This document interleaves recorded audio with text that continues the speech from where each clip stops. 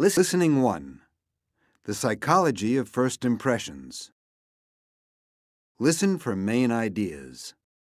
Page 6. First impressions don't tell the whole story. Good morning. Thank you so much for inviting me here today.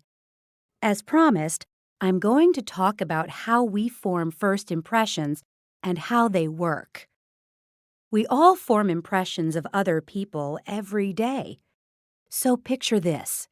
You're waiting in line at your favorite coffee shop. The line is long, but it's moving quickly. The person in front of you in line is complaining about the wait. He's loud and rude. He makes comments about the service and the employees. When he finally gets to the counter, he yells at the person who takes his order. You assume this is not a nice person, and you hope you never meet him again. From this short encounter, you have formed an impression of this person.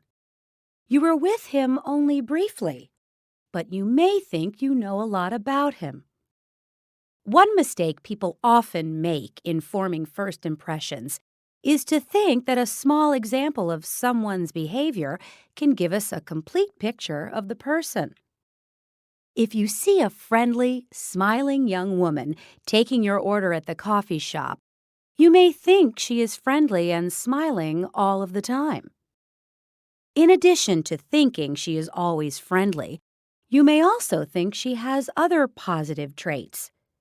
This is the second error people often make.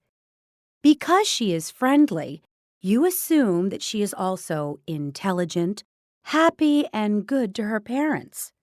Of course, the opposite is also true. The rude customer in front of you in the coffee line did not make a good impression on you. You saw an example of his poor behavior, his rudeness, and you assumed he had other negative traits. You thought, this is not a nice person. Okay, so if our first impression of someone is positive, we think the person is always that way, and we think that all of her traits are positive. We think that small sample of behavior shows us her true personality. But we don't think that way about our own behavior. Let me explain what I mean. When we see someone else acting in a negative way, we think it is because he is a negative person. But when we act in a negative way, we say it is because of the situation.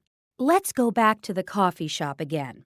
If I am rude to the person taking my coffee order, I will find reasons for my bad behavior.